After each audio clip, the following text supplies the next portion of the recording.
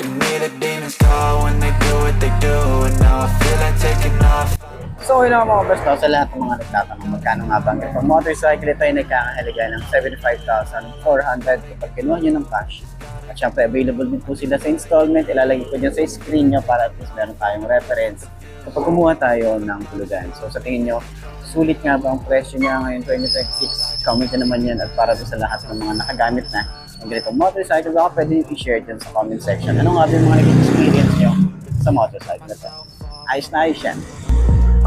So yun na mga best, no, sa lahat ng mga nagtatanong magkano nga ba ang ganitong motorcycle, nandyan sa screen nyo, ilalagay ko sa screen nyo para at least meron tayong reference kapag kumuha tayo ng cash at tulugan. So sa tingin nyo, sulit nga ba ang presyo niya ngayon 2026? Comment nyo naman yan, at para dun sa lahat ng mga nakagamit na ng ganitong motorcycle, baka pwede nyo i-share dyan sa comment section ano nga ba yung mga naging experience nyo sa motorcycle na to. So yun na mga best, no, ngayon 2026, nakita pa rin natin itong XRM 125. Gustuhan ko dito yung colorway niya na meron tayong kulay white dito and then kulay blue yung lining niya rito, no, or yung colorway niya. Mga best, no, ngayong 2026, okay, nakita natin yung kulay yellow. So last time kasi naghahanap ako ng kulay yellow. Diba kasi yung kulay yellow na nakita natin dati, parang may pagka-green siya, kaya ngayon, meron akong nakita dito sa may Malolos branch papuntang Baraswain to. Okay, mga best, no, meron tayo rito XRM 125. Kita nyo naman yan. So gandang-ganda ako rito sa forma niya, lalo dito sa headlight. Yan, gandang-ganda ako sa forma niya. Tapos yung colorway nito na may kulay white and blue. Tapos yung decals natin dito, napaka-minimalist lang. Meron tayong 125 dito, may XRM and then Honda. Yan, so FI na rin po ang isang to. Okay, sa headlight niya, naka-bulb type pa rin tayo rito, pero sana dito upgraded na, or i-upgrade nila na gawin nilang LED, no, or protected lang para mas maangas pang tingnan. Pero yan, may mga sharp design din tayo rito. Yung signal light natin dito, hindi siya masyadong flexible, naka-bulb type din tayo rito. Yung fender niya mahaba talaga, tapos flexible din yan, diba? Ayan, flexible, naka extension din yan, mahaba. Pero kung gusto nyo tanggalin yung extension niya, pwede, may bolts naman tayo dyan. So meron din tayong telescopic fork, simple lang yung design.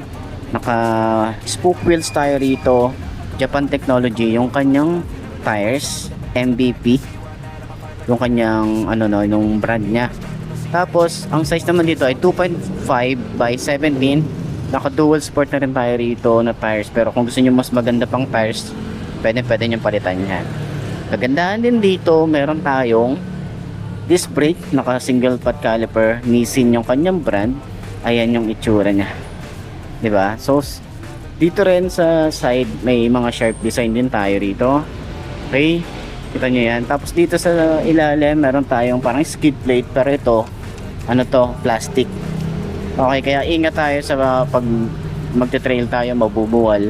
Ito kasi hindi to ano, madali lang din siyang masira or ano, pero flexible naman yung kanyang plastic na ginamit dito. Tayong kulay yellow dito ng Ultra 125. So sa lahat ng mga nag-aabang ng iba pang kulay ng Ultra, yan, available din po sila rito ng kulay yellow.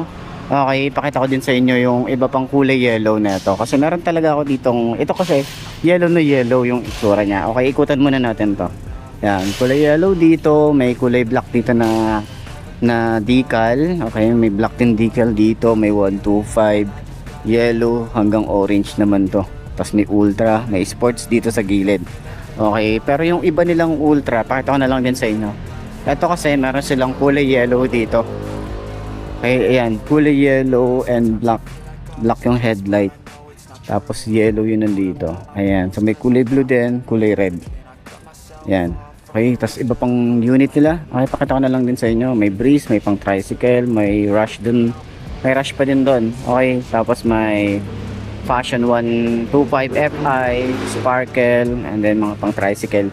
And then Force. Okay, mga pang tricycle din sila. Tapos meron din sila rito kulay green. Ito yung sinasabi ko, kulay green.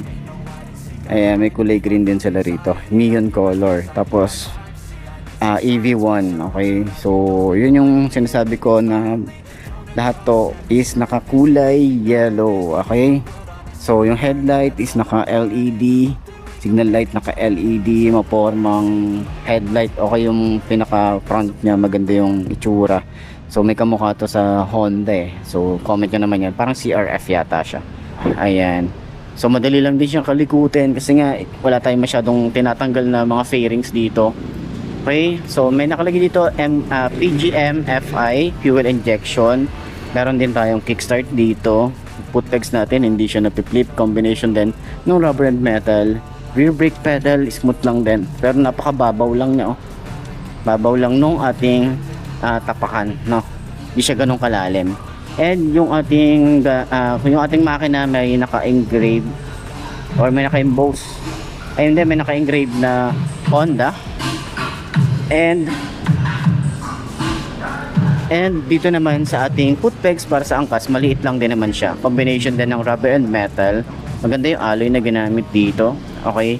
So naka dual shock tayo rito sa likod. At naka disc brake din tayo rito. Naka single pot caliper and Nissan din yung kanyang caliper. Yung brand niya. Ayan. Sa tambucho, ito metal. Mukha siyang hindi no? Pero pag kinapahan nyo, metal yan. And tambucho natin. Tapos yung size dito sa likod, ang size naman ay 2.5 by 17 din. So, naka single disc brake, single pot caliper. Yung kanyang swing arm, maliit lang din, no? Manipis lang din. And dito sa ating side, meron tayo ritong bulb type din, and then yung signal light niya is bulb type din. Grab bar natin dito. Okay, simpleng-simple lang. Pero gusto nyong lagyan ng top box yan, pwede. Ating fender, maganda yung fender, naka-telescopic fork, may rubber boots, naka-mugs, tapos meron tayong disc brake, dual pot caliper, ang size ng gulong 2.5 by 17, naka-air cool tayo dito, Euro 3, meron tayong engine support dito, may kickstart tayo, okay, meron tayong magandang makina rin na matipid talaga, okay, kasi 125cc. So meron din tayong foot pegs dito. Meron tayong cover na metal. Okay. Dual shock, adjustable. Naka drum brake din tayo rito sa likod. Ang size dito ay 2.75 by 17. Naka mugs. Okay. So yung taillight na ito, isa rin sa maganda. Ayan. Nakakita na rin tayo ng taillight na ito. Is naka LED rin siya. Yung signal light niya dito sa side na to. Ayan. Reflector. And then yung fender. Flexible. And yung ating chain cover, flexible din, and maliit lang yung ating sprocket dito. Ayan. Okay, so 30-40. Yan, naka 4 speed na rin ang isang to, and then naka dual head shifter. Tapos yung upuan, malambot din yung upuan nito. So pang off-road, pwede rin to, off-road. Yan, sa ilalim ng upuan, meron tayo ritong goma. So pwede natin ilagay dito yung ating mga basic tools. Okay, tapos dito yung battery. And nagustuhan din natin dito yung upuan, sobrang lambot din, tsaka maganda rin yung leather na ginamit dito. And may compartment, basic tools nandito na rin, battery nandito na din, meron tayong helmet hook dito, yung gas tank natin dito, malaki na din, no? Tsaka matipid na rin kasi talaga yung motor na to. Ayan. So naka dual head shifter din tayo rito. Okay? So yung ano niya, yung foot pegs niya, hindi rin siya napiflip. Yan. So sa handlebar, meron tayo rito naka-upright position. Tayo, digital na rin yung ating panel. May Honda dito sa taas. Select. Okay, pag mag-a-adjust tayo rito. And meron naman tayo rito signal light pag naka-high beam, engine check, neutral, and then yung maliit na digital niya. Ito yung speedometer niya. Pinaka-ignition, sobrang liit lang ng susi natin. Simple lang din yung ignition niya. Sa kanyang mga switches dito sa side, electric starter. Dito naman dito sa side, meron tayong signal light, kusina, and then high and low lang. So naka-automatic on na yung kanyang ilaw kapag nag-on tayo ng makina. So sa grip niya, sobrang kapit din dito. Yung ating throttle, sobrang babaw. Ayan. Tapos yung ating side mirror, malapad din yung ating side mirror dito. Ayan. So, ayan po yung kabuuan ng ating XRM 125. So, sa lahat ng mga gustong bumili ng ganitong motorcycle, puntahan nyo na lang dito or kontakan nyo na lang sila or pwede nyo ako i-message para at least ma-assist ko kayo. Hi! Ito parang nakaabang siya pang FI, 'di ba? Marami nagsasabi na parang nakaabang siya pang FI. So sana nga nakaabang siya sa ganong version, 'di ba? Tapos meron din tayo rito digital na panel. Mga ano natin, switches natin dito.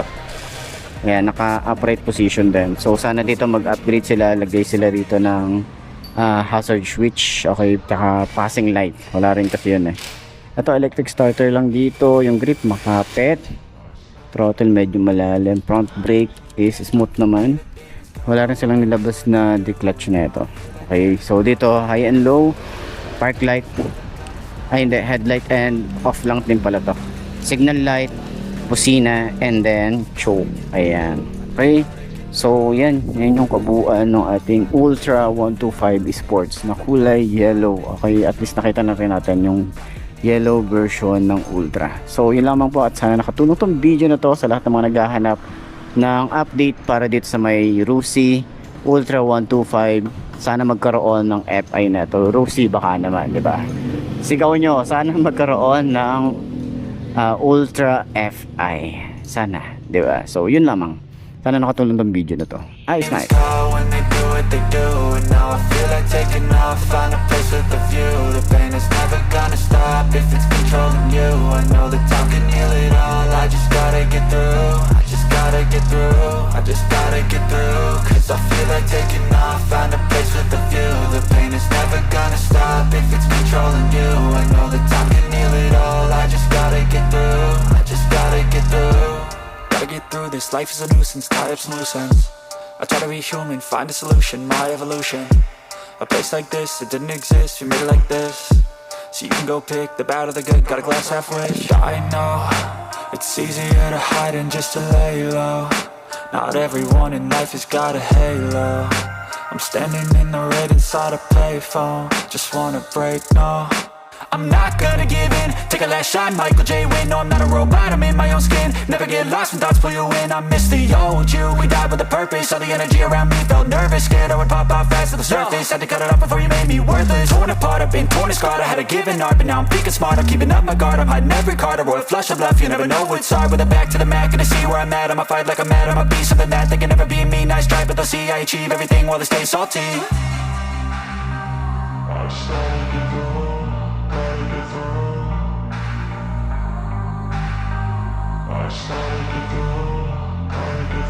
I can hear the demons call when they do what they do. And now I feel like taking off, find a place with a view. The pain is never gonna stop if it's controlling you. I know that time can heal it all. I just gotta get through. I just gotta get through. I just gotta get through. Cause I feel like taking